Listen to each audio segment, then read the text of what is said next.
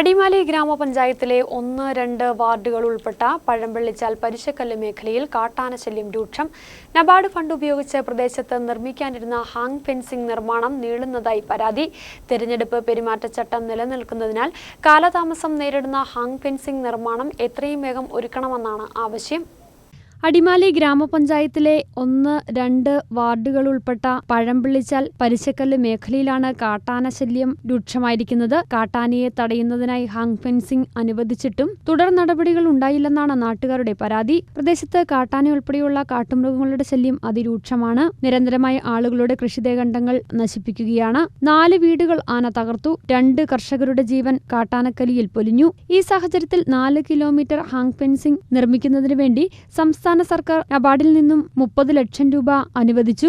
April ടെൻഡറായി May മാസത്തിൽ നിർമ്മാണം ആരംഭിക്കുമെന്നാണ് അധികൃതർ അറിയിച്ചത്. എന്നാൽ തെരഞ്ഞെടുപ്പ് പെരുമാറ്റച്ചട്ടം നിലനിൽക്കുന്നതിനാൽ കാലതാമസം ഉണ്ടാകുന്നതാണ് പ്രതിസന്ധി സൃഷ്ടിച്ചിരിക്കുന്നത്. തെരഞ്ഞെടുപ്പ് കഴിഞ്ഞ സാഹചര്യത്തിൽ തടസ്സങ്ങൾ നീക്കി ഉടൻ തന്നെ ഹാങ് ഫെൻസിംഗിനുള്ള നടപടികൾ പൂർത്തീകരിക്കണമെന്നാണ് CPM branch secretary PM Joy, KSKTU നേതാവ് PV ജോയ്, കർഷക സംഘം പ്രതിനിധി സുഭാഷ് എന്നിവർ ആവശ്യപ്പെടുന്നത്. കേരളത്തിലെ തെരഞ്ഞെടുപ്പ് കഴിഞ്ഞു.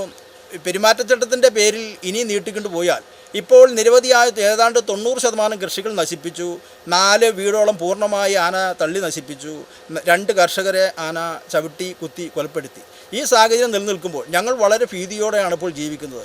അതുകൊണ്ട് മറ്റ് പെരുമാറ്റച്ചട്ടം അടക്കമുള്ള കാര്യങ്ങൾ നോക്കാതെ ഞങ്ങളുടെ ജീവനും സ്വത്തിനും സംരക്ഷണം നൽകുന്നതിന് വേണ്ടി അനുവദിച്ച ഫണ്ട് കൊണ്ട് ഹാങ് ഫെൻസിങ് എത്രയും വേഗം നിർമ്മിക്കണമെന്നാണ് ഞങ്ങൾക്ക് ബന്ധപ്പെട്ട അധികാരികളോട് ആവശ്യപ്പെടുന്നത്. ഇതുമായി ബന്ധപ്പെട്ട് ഞങ്ങൾ ബഹുമാനപ്പെട്ട മുഖ്യമന്ത്രിക്ക് നിവേദനം കൊടുക്കാനായിട്ട് ഒരുങ്ങുകയാണ്. ജനങ്ങളുടെ ജീവനും സ്വത്തിനും ഭീഷണിയായ സാഹചര്യവും പരിഗണിച്ച് എത്രയും വേഗം ഹാങ് ഫെൻസിങ്ങിനുള്ള നടപടികൾ പൂർത്തീകരിക്കണമെന്നാണ് ആവശ്യം.